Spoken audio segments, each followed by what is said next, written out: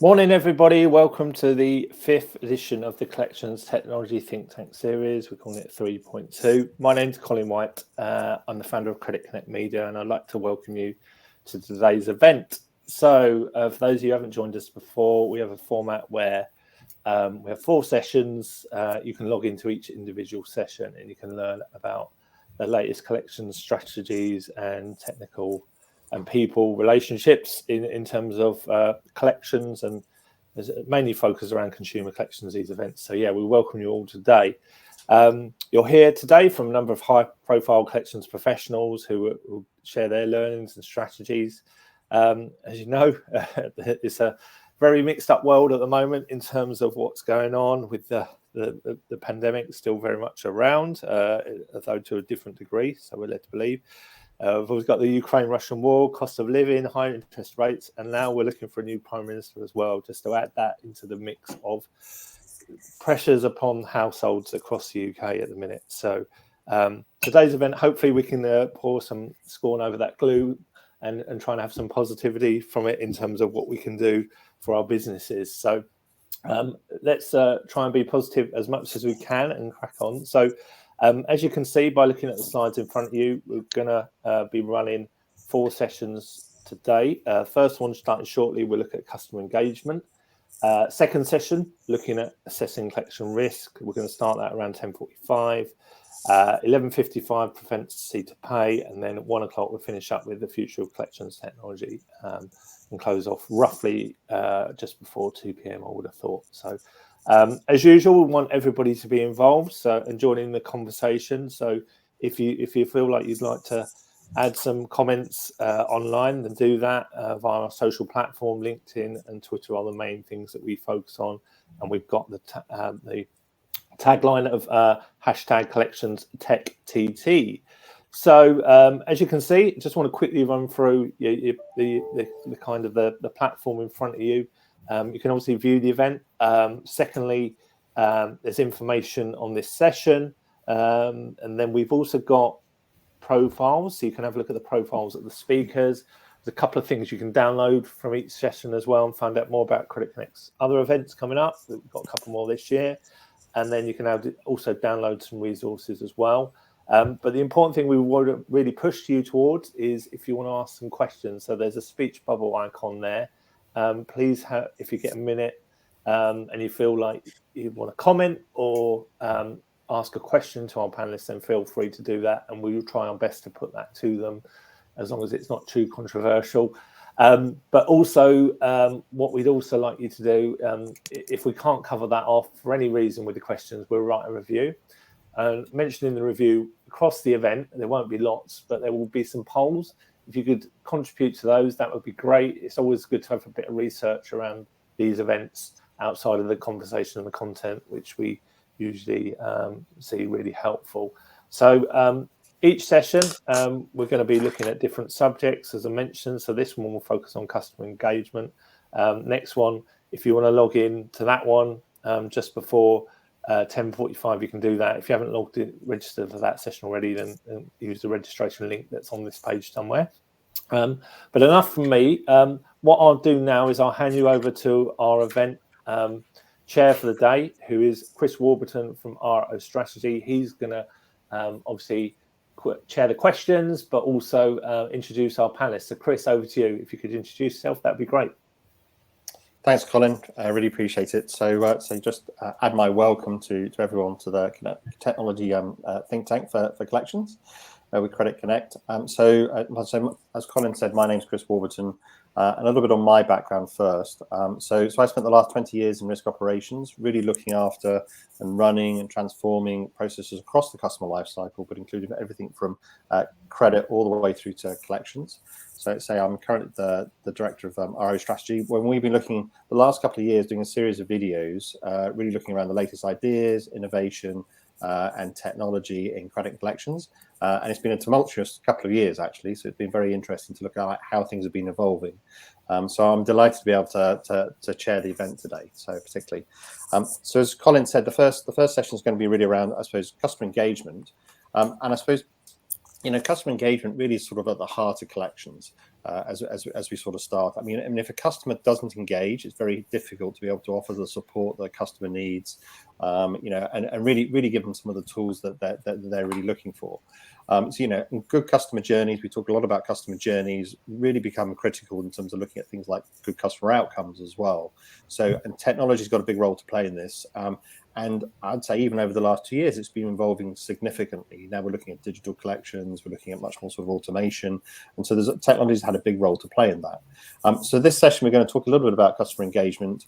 What does the technology mean? What does it mean for collections? What's working? What's not?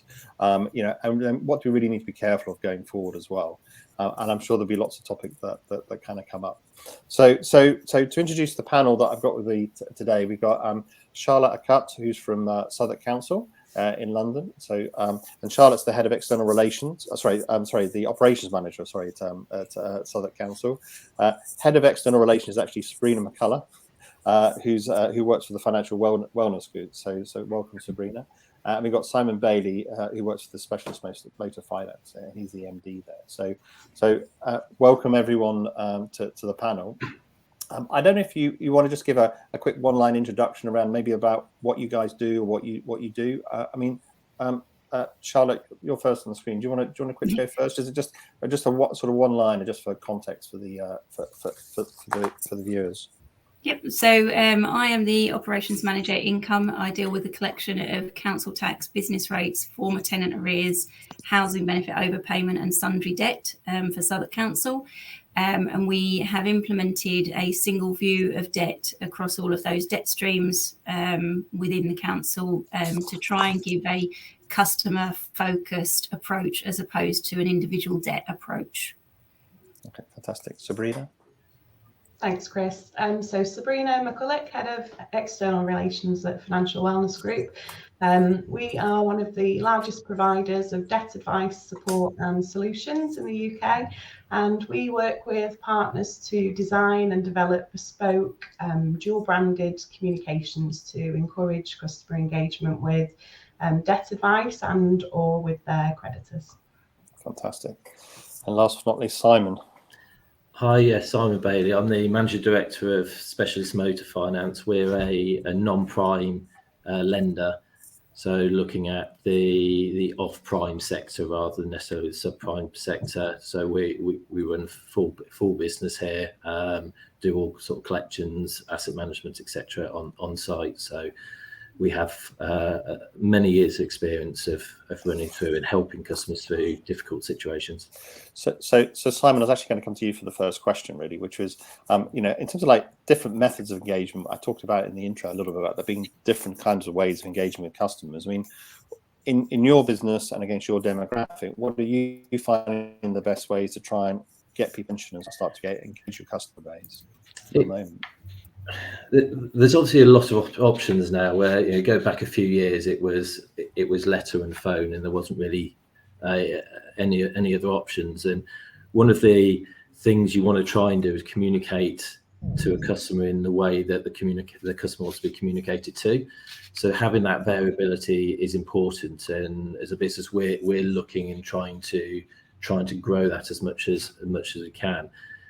Phone, I think, will never disappear from being the main source, solely on the basis that, especially when you're looking at it from an arrears standpoint, it's so important to get the tonality and speak to customer. Words being what's words, 8% of communication is words, so you miss a lot out of it. And certainly at the moment, with a growing risk of vulnerability with the current economy, the ability to pick up those triggers over a phone is a lot easier than doing it through words. But then you can counter that. If you look at people whose English isn't necessarily their first language, it may be harder to do that over the phone to really get a customer to understand, where something like a chat that gives them time to either translate. And I know I have to do that with some things I do in France. I do that through chat solely that I can translate it, understand it, and then go back. So it is about the variety of it, and it's just understanding how to then communicate best with the customer and learn how to use those as a business and as collection agents, rather than just be stuck with the phone. And Sabrina, do you find similar kind of situation that almost like in the debt advice sector, in the advice sector?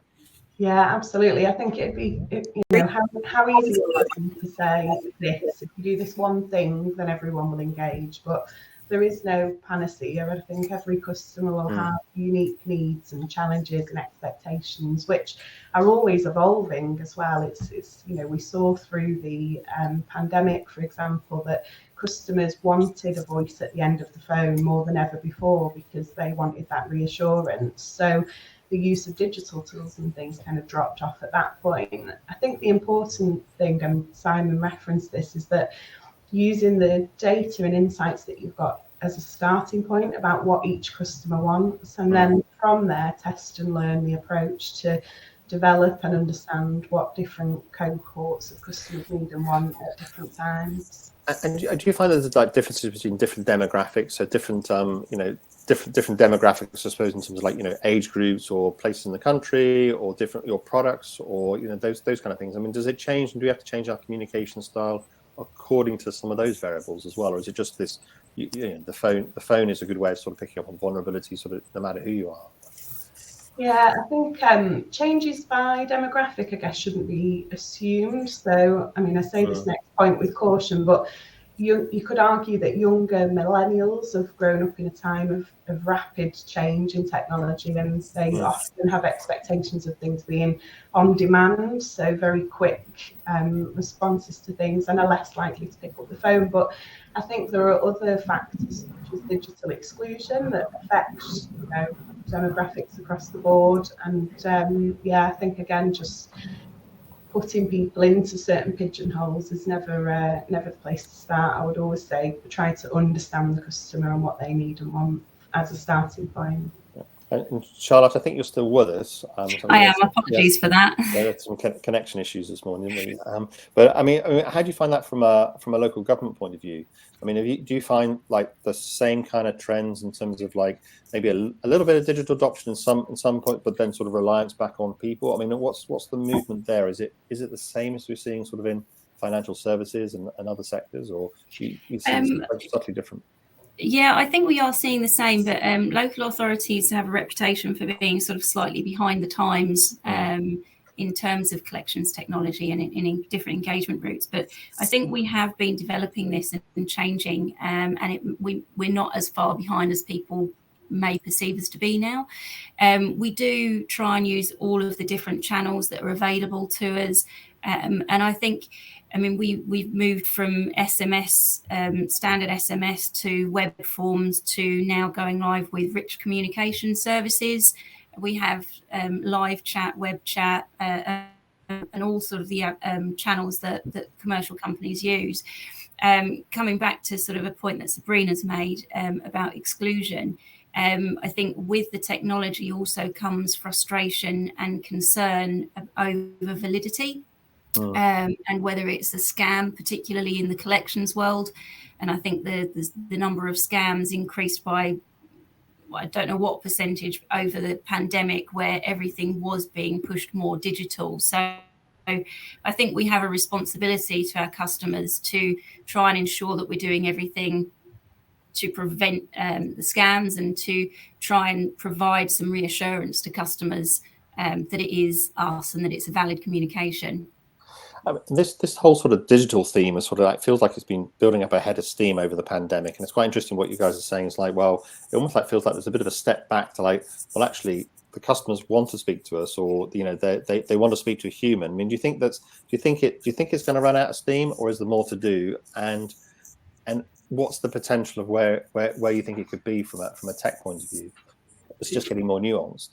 If I look at it from the start of the pandemic, it sort of got massively accelerated because it was very hard for businesses to have the capacity to answer the inflood of calls. So it became a need to do it. And before that, some people were looking at it, and I think it's changing now. It was done originally because it was in a lot of cases, it was a benefit to the company.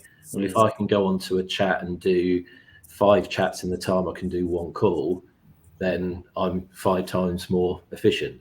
Mhm. And so what you ended up doing, and either through that reason or through the pandemic, you created 2 or 3 different routes, but they weren't generally integrated. So you can now choose which way you talk to us, but you can't, if you're doing a chat and you think, actually, we need to speak, there's no way of easily transferring that across. And I think now companies are thinking more into, we want to have this variety where we can manage it, but it's got to be integrated and work for the customer rather than it's a commercial benefit to the cost base of the business. So is that a sense of like greater sophistication that we need to have around digital? It's almost like we had digital, it was an immediate reaction, but now it needs to almost like grow up. I mean, Sabrina, I can see you nodding your head there. Yeah, I absolutely agree. And I think it's this idea of, people say omni-channel, don't they? But it's consistently connected messaging for me. So this idea that I can go and have a web chat with somebody whilst I am, doing other things, but then if that web chat ends and later I find another question that I want to call up, I don't want to have to phone and speak to somebody who's got no sight of that web chat that I've had earlier, and I have to kind of start that journey again. So I think it's this idea of consistently connected engagement, making sure that the people on the phone, for example, have access to the documents and posts and emails that you've sent out and web chats and things that you've had, to allow customers to choose the channel that works for them at that time for the interaction that they're having. Because, depending on the interaction, they may select to do something self-serve, or they may want to speak to somebody and get some reassurance. Do you think we have omni-channel strategies right yet in terms of leveraging it? So it might be, for example, that you might send an SMS or send a message, but that then results in what would have been a call that then came back in. And it's actually, you've got to think almost like as everything's kind of connected, right? And do you think we've got that science kind of right yet, or is that something that's sort of building? Have you seen anything around that? Because we used to think of it very much as almost like as separate channels. It's like, I'm going to phone you, I'm going to try and get you to phone up, but actually if you leave a message, that's actually as effective if then someone then calls back in. Yeah, I don't think we've got it quite right yet, I think, across the sector. And a key thing is, you often hear in engagements in lots of different sectors, the question asked by organisation, what's your preferred communication channel? Because they'll select then, the customer prefers a phone call, and then that is always consistently the channel that's used. Whereas in reality, the answer to what is your preferred communication channel will often be, well, it depends what it is that I'm talking to you about. Yeah. So I definitely think there's more to do in that space. Yeah. And Charlotte, I mean, how do you kind of think about that in terms of like almost having different channels for different processes? I mean, I think certainly in local government, costs a big thing in terms of like just trying to making sure you're controlling costs, but then obviously making sure you're serving as many people as you possibly can and providing the service as much as you can. I mean, do you have this sort of idea around, well, maybe some things can be done some way and another things using a different channel? Yeah, so I mean, it's quite difficult for local authorities because we don't choose our customers. So we can't sort of get them to provide us with a lot of data when they first sort of come to us, and we don't get to say yes or no to them. So we quite limited sometimes that we only have their name and address. So we've done a lot of work to try and sort of build up the data that we have for our customers, particularly with reference to email addresses and mobile telephone numbers, in order to then progress people through sort of like a digital route. I think it's something that we are looking at. We offer, as I said, all the different sort of multi-channels that are available now to customers. The one thing we've not managed to get is the preference. So as Sabrina mentioned, sort of you can ask what somebody's preference is, and then that would automatically be the channel you'd contact them through. But again, as Sabrina's saying, we sort of just try contacting the customer in different ways. And depending on our sort of recovery route, we try different contact methods at different points of recovery in the hope that one of those will pick up the engagement from the customer. So we don't just go down one route based on a preference. We do multiple channels, and legislatively we're restricted that some things have to go via letter and post. but we may follow that up with an attachment or an SMS web form to provide that information digitally as well as paper-based.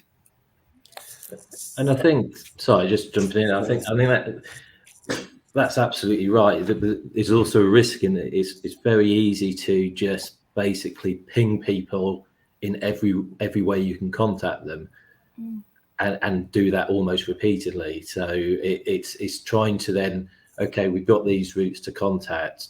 How do we try them in a way that we're not just bombarding the customer, which is also the wrong thing to do. I'm going back to the start of the question.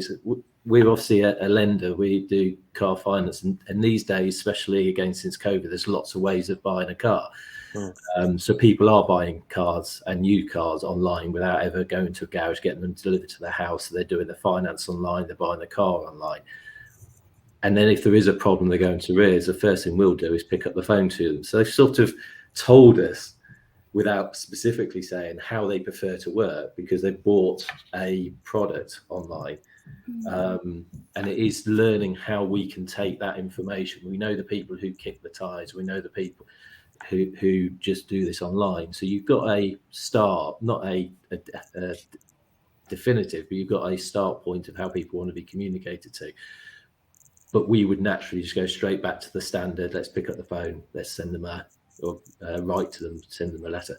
So I'm quite interested in this. I mean, the topic of the discussion here is customer engagement, and I suppose it's a lot of this is around, we do talk around sort of contact, and you just mentioned it there around sort of contact, but it's also around how can we turn it around to sort of get the customer to engage, to have that conversation, to making sure they're providing the information back, almost like they want to speak to you about solving their financial issues, and get back on track or get some extra support and those kind of things. I mean, do you think this term of engagement really coming across? I mean, Sabrina, what you're sort of smiling there. I mean, do you think that's because it was very much, you're right. I mean, during lockdown, it's very much like we're going to use digital to try and get contact with you to take cost out, but it actually is really around engagement support to a certain extent. Yeah, absolutely right, Chris. I think that's the key point, isn't it? Is that everybody now is asking themselves when thinking about engagement, what's the value to me of engaging with this organisation? And I think that the typical collections engagement is around, this is how much money you owe, let us help you find a solution and a way to pay it back. And I think the key thing is, what's the value to them of engaging? And that has to be about trying to personalize that experience, and exactly as Simon just said there, understanding how they engaged in the first place as well is really important. And I think with for example, debt purchasing, how often do purchasers ask lenders for information around how the customer engaged with them during the customer service cycle, and trying to use some of that information. But I think you're right. The key thing there is, what is the value to me of engaging with your organisation, and that has to come across loud and clear. I mean, and Charlotte, do you think we think enough about that, or is there opportunity there?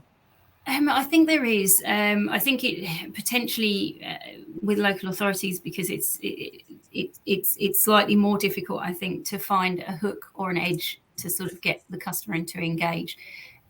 So we try and sort of look at the different support that we can provide people in the different communications. We offer sort of different options to sort of try and get the customer to engage with us. We use behavioural insights techniques and things like that to sort of try and contact the customer in a different manner. So instead of it just being, you owe us this amount of money, you need to pay it, what we've started doing is just contacting people with their personal details so that they know it's for them, but we're not actually putting the value of the debt on the correspondence at the moment. And that's actually getting more engagement, because sometimes when customers see that they've got this massive amount of arrears that they need to pay, they see that's the only thing they see, the amount that they've got to pay. So by taking that off and just sort of putting on sort of contact us, this is what we can do, it's actually got more engagement than this is how much you owe and you need to pay us. Yeah. So it's almost like, go ahead, Sabrina.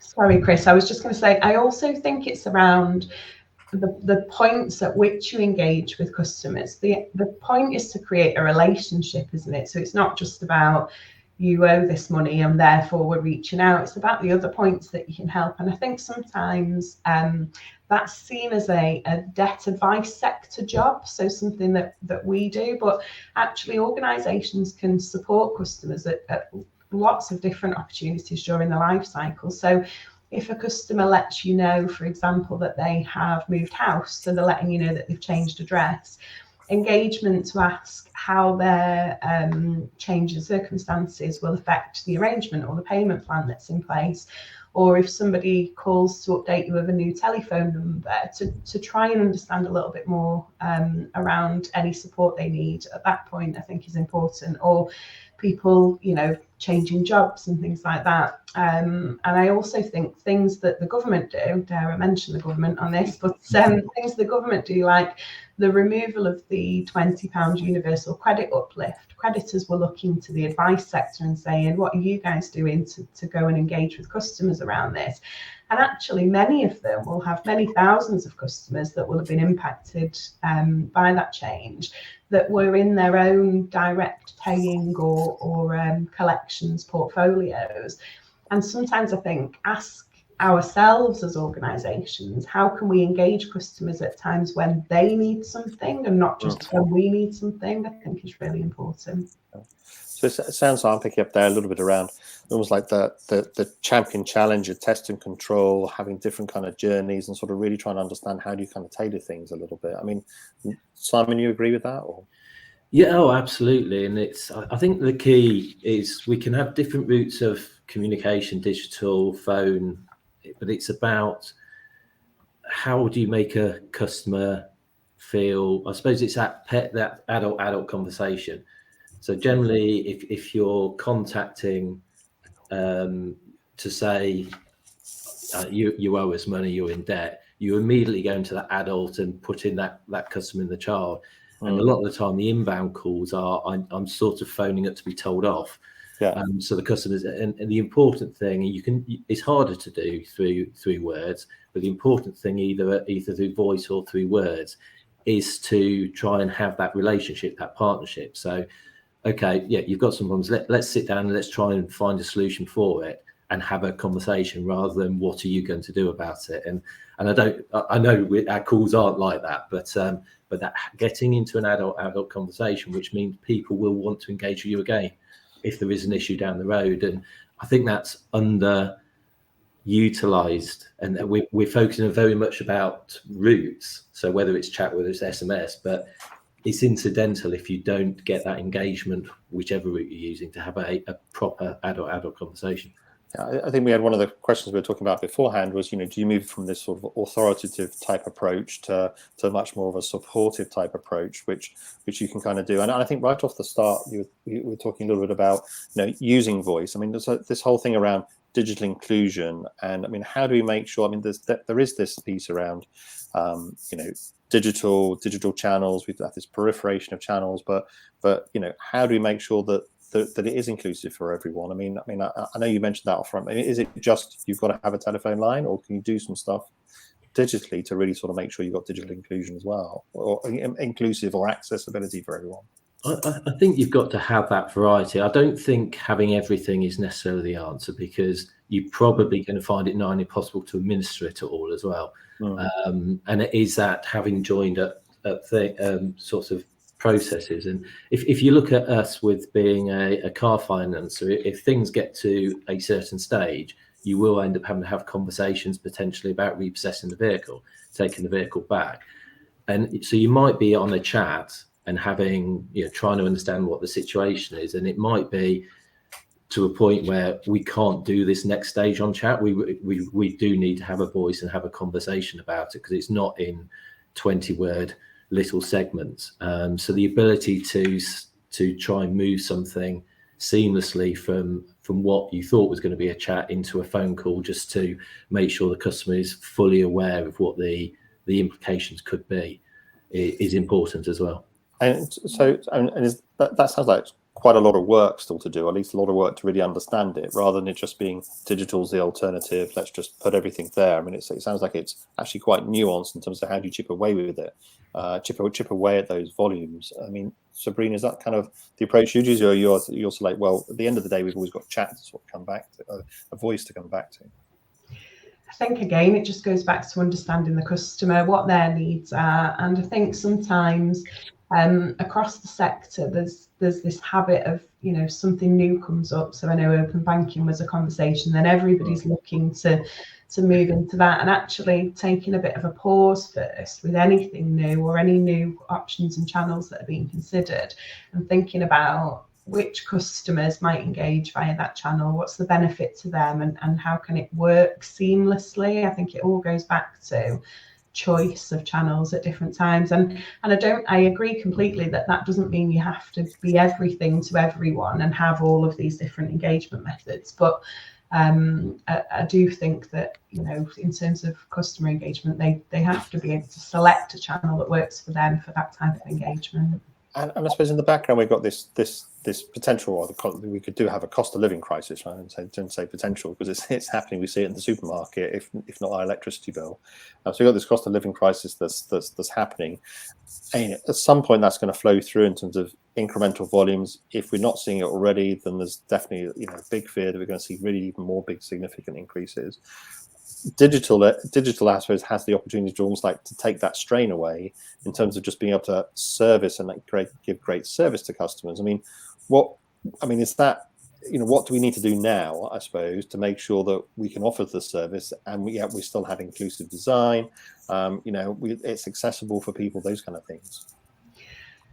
So I think for me, it depends again on the interaction. Debt advice, for example, is quite a protracted process. There's a lot of information that needs to be covered, understanding of the customer, and I think that the dropout rate, as I understand it, for digital, full end-to-end digital debt advice is very high, because people perhaps don't want to spend 40 minutes going and answering 300 questions in a row. So I think that when we talk about omni-channel and this connectivity, it's about being able to jump in and out of various channels. So perhaps doing some of it online, getting to a point where you want some more context, being able to pick up the phone and have a conversation, resume online. It's about that whole piece. So I do think that digital perhaps can do some of the heavy lifting for us, but it can't be something that's forced on customers. It has to be. Charlotte, so I'm quite interested in terms of what's going to happen with the local authorities in terms of, in terms of like getting ready or getting ready for even further volume increases. There's the stuff that we need to do now from an engagement point of view. Engaging people early always seems like a great thing to do if we can afford it, and digital's a way of sort of maybe reaching out to more people. Yeah, I think it's a point that sort of Simon's mentioned as well, is that we can offer all of these channels, but unless we're actually resourcing them properly and that they are user friendly and that there is somebody at the other end of them dealing with the cases, there then just becomes more frustration from the customers, and you see dropouts. And then if that's their preferred method of contact and they're dropping out of that, then they're less likely to contact you in another way. So by offering all of the different channels, you need to be able to resource them and respond in the right way. I was at a digital inclusion seminar a couple of days ago, and some of the statistics is quite frightening about how many people don't have access to the internet, or they don't have the skills to actually deal with us in a digital way. I'm not going to repeat the figures because they're from somebody else, but it was very frightening to me. And there's a demographic that of the older generation that don't have the skills to actually work with us in this way. But then there's also a significant number of millennials that have the skills, but they just don't have the affordability to pay for smartphones, pay for data, or to even have internet or broadband access in their homes. So I know there's a service within London with a debt advice group where you can actually get a digital booth in different locations, which we're looking at doing as well to help to try and sort of get away from that excluded group that would use digital but can't. But I think it's an ever-changing thing. Yeah, and I know the regulators kind of like, certainly in financial services, starting to step in terms of I was looking at data the other day around making sure that it is accessible, and because you're poor, it doesn't mean that you end up paying more as a result, or you go into there's more detriment as well. I mean, and certainly from a regulation point of view, we seem like the regulators seem to be making more and more sort of stronger worded communications that come out all the time in terms of making sure that things are accessible, that that you can offer this almost like service for everyone, and sort of being very customer centric. I mean, has regulation got a role to play? Is it actually helping us get funding for it, or to make the changes we need to make, or is it actually holding us back? I mean, Simon, maybe comment on that. They're absolutely right. We've got to have more than one channel. I mean, what the FCA suggests is you should have multiple channels, but they do not believe removing phone is one of them. So don't go away from that, which I don't think anyone would disagree with. The harder points is the formal wording and some of the formal scripts you have to do due to regulation, which is fully understandable, but it's very, very, again, hard to do that if you try and do that through a text WhatsApp. You're sending a lot of words through to do some of that. So I think there is some development of that, and I think that one of the questions you had on there was the formality of communications. That chat is not. We don't use that socially as a formal way of communicating, but a lot of the requirements are very formal of what we have to do and when we have to do it, and it's learning how to do that, which is a skill for the businesses to learn how to chat that way, and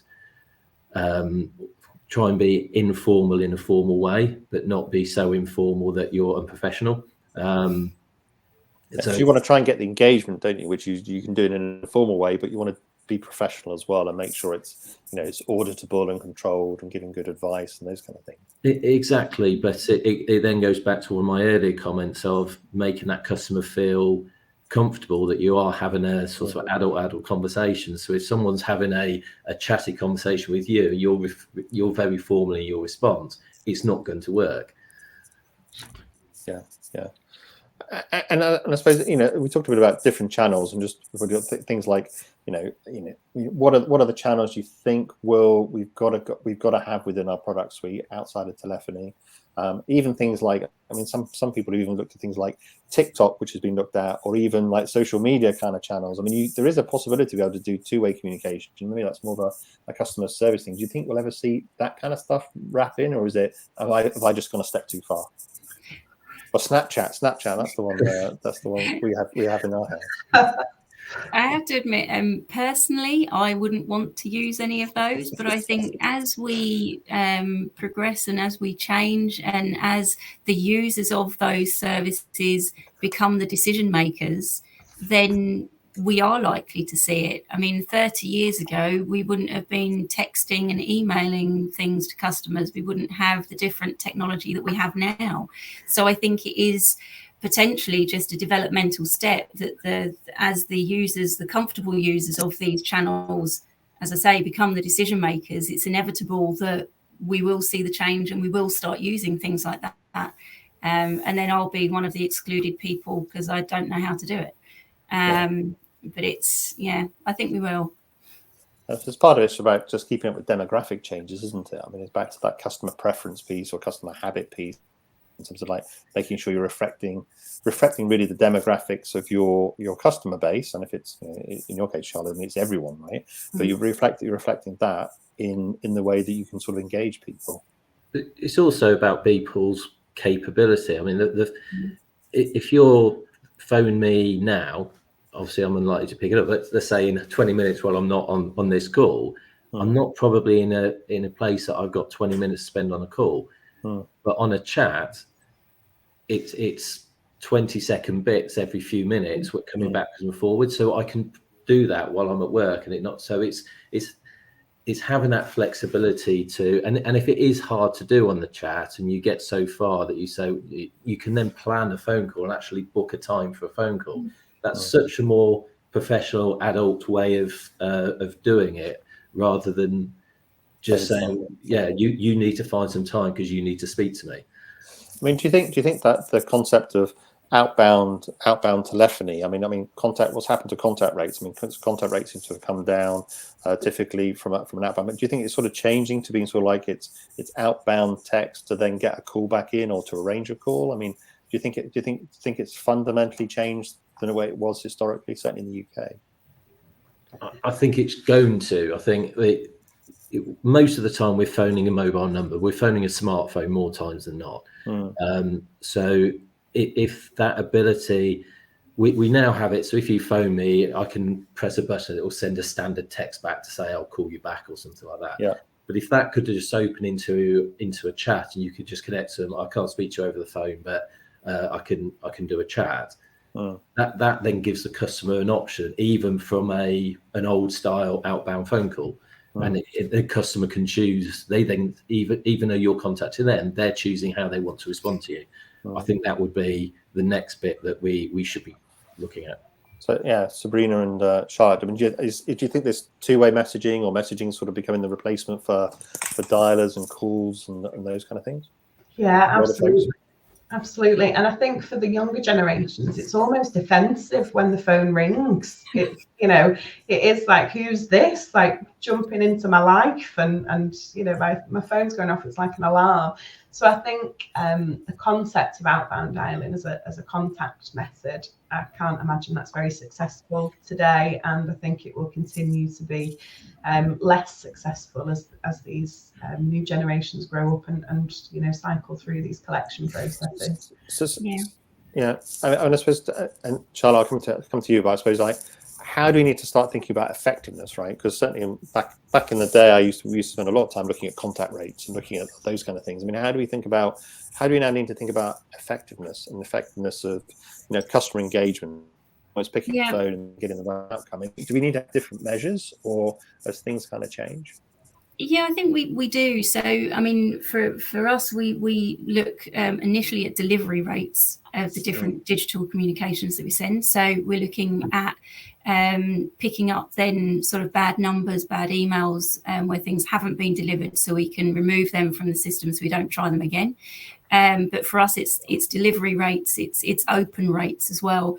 It's looking at the time that things are opened, which is, as Simon said, if people are at work and they're not opening it until later in the evening, then should we be changing our contact methods for the availability when there's a peak open rates of the campaigns that we're sending? So that sort of plays into sort of how we are working with operationally and providing the services. We also look at click-throughs. So what's actually working in our messages, what are customers actually clicking on, how many customers are clicking on debt advice? Can we then identify those customers and follow up with them to see if they have sought debt advice, or if we can refer them personally over the phone as opposed to digitally? Predominantly, obviously, we are collections. So ultimately, then we're recording how many payments are made as a result of the different communications that we're sending as well. But if we're not receiving a payment, have we actually had an engagement? Have we had a letter? Have we had a phone call that's been prompted by that digital communication? So yeah, there's lots of stuff that we're measuring there. And you just talked a lot about data there, right? So in understanding the data, almost like from a marketing point of view, some of the marketing techniques to understand the data, what works versus what does not. I mean, are we investing enough in I suppose in capability to really gather the data, analyze the data? Because I'm sensing that might be more important, not less important, and it's always been a bit of a struggle to get reports out, at least historically it used to be. I mean, is that an opportunity we've got to be thinking about sort of now and maybe investing in? I think so. If you look at dialers, how they developed over the last 10, 15 years. Dialer used to be just getting through more calls. Then you got into you were measuring connect rates, and are you connecting to an answer machine, or are you connected to a customer, their RPC rates. Then you got into best time to call, so you knew you were picking all that data up, and it's now we have all the capabilities to do anything from a telephony standpoint, from a data standpoint, but we haven't necessarily built that on the other platforms, and that's the bit that you need to. This is all still very new, and it took a long time to get there on the dialer strategies, but it's now bringing those back across the other ones and using that data resource, which is key, because right party contact rates and efficiencies come from that, because we speak to the customer when the customer's ready to speak to us. Yeah. Go ahead, Sabrina. Sorry, I was just going to say, Chris, I think that's absolutely right. What Simon said is that the analytics now on the digital side are what's falling behind, and it's things like understanding at what point in that digital journey does the customer drop out of that journey, and looking at things like, is it at the point that you ask them what the reference number is in order to move to the next step, and is that creating a barrier?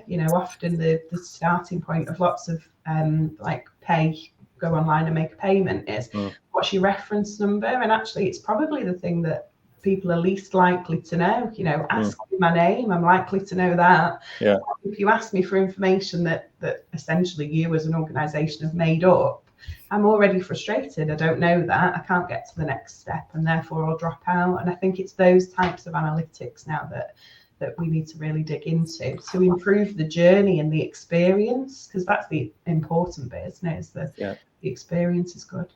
Yeah, so it's turning around to me, sort of focusing on the customer is more in control, right? And so it's thinking about that.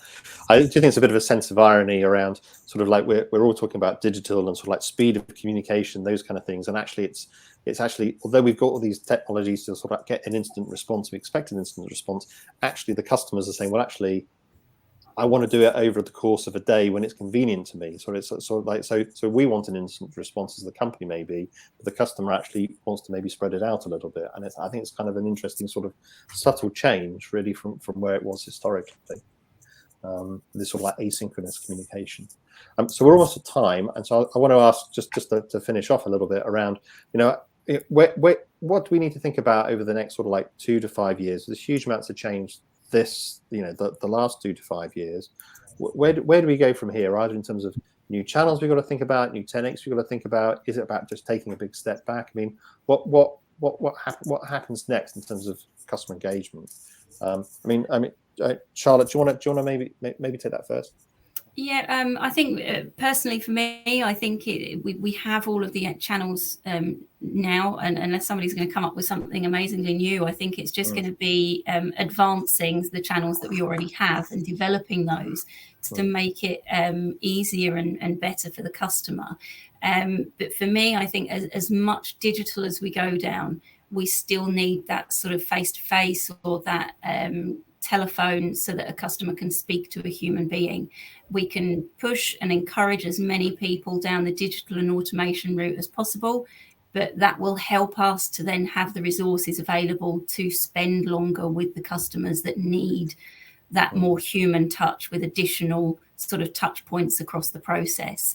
But ultimately, it's just the technology providers are sort of coming up with all of these different weird and wonderful ways of developing what's already in existence. And I just love it all. We sort of like to be early adopters of different things, but we have to make sure that we're doing it properly, and that the usability for the customer is there, and it's not just for our benefit. Yeah, so just remembering there's a customer at the end of it and making sure that's a human process sort of thing. Sabrina, what's your kind of view? Yeah, I think certainly in the collections space, remembering that on average customers have around 12 debts, so you're not the only organisation that will be reaching out and seeking to engage them. And also remembering that you're not just competing with companies in the same space as you for customer engagement, but actually with every experience that the customer has with any interaction, and how they compare your engagement against engagement they have with other organisations. And I think as a final point, I would say, recognise the power of collaboration. No one company can be everything to everyone. And sometimes as hard as collections firm will try to engage with customers, it just won't work. And actually other partnership opportunities to recognise that perhaps if what the customer needs, as an example, is debt advice or benefits support, make sure that you've got the right signposting in place, that you have tried to engage with them, you've recognised they're not going to engage with you, and actually what additional support do we need and how can you put them in touch with those organisations. Okay, fantastic. And Simon, what's your view on the future? Yeah, no, I think I agree with everything that's been said. For me, it's very easy to get obsessed with the digital channels and try and almost from a business force a digital channel because we think, oh, this is better for the customer. The customer knows what's better for the customer. We just have an idea to a certain extent. So for me, we've got the channels, and I agree. I don't think there's going to be anything dramatically new coming in the next few years. So it's how do we get the good conversations and right customer outcomes, whichever channel the customer wants to deal with. I said, and that's going to be, there's going to be a lot of work to do with that. I mean, one of the pains of any of this thing is DPA. So if we're contacting, if I phone you up, the first thing I'm going through is DPA, and they're doing that through chat, especially if it's SMS, it becomes quite painful. It's so things like that. We've just got to make sure we're easy to contact with, and then we have whatever the channel is, we have the same conversation, same outcome from the same conversation. Yeah. And I suppose some of it's the clues in the title, isn't it? It was like customer engagement, the customer being a human and engaging with the human, and sort of you've got to just remember that. So I suppose sort of in the background, as much as say we do get excited about the digital piece, because we love it and it's a great opportunity, but it's making sure we get the balance right. I suppose that's kind of what I'm hearing. There's a person at the end of a digital as well as the end of a phone. Yeah, exactly. Yeah. Okay, well, Charlotte, Sabrina, and Simon, thank you very much for joining us today. I'd say in this session, really appreciate your insight. It's been fascinating. Great to chat with you. So thanks very much. Thank you. Thanks. I'm going to hand back to Colin. Thanks, Chris. Yeah, really good, really interesting. Thank you, everybody. It's really good to hear those different views. We had lots of questions coming in, which we obviously ran out of time for in some instances. So we will share those with our panelists afterwards, and they can hopefully give some feedback in the written form when we run our review, which should be around about probably this time next Thursday. We'll put it onto our site alongside the polls. We've run one poll already. We'll run some more in our next sessions.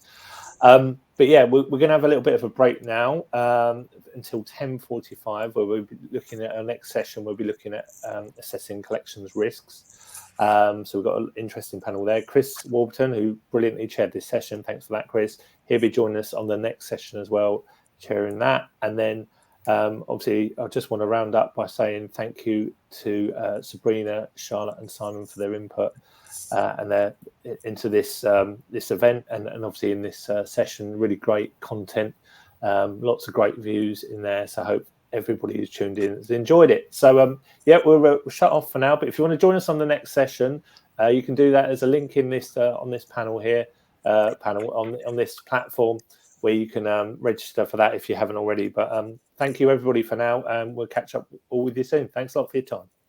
Thanks.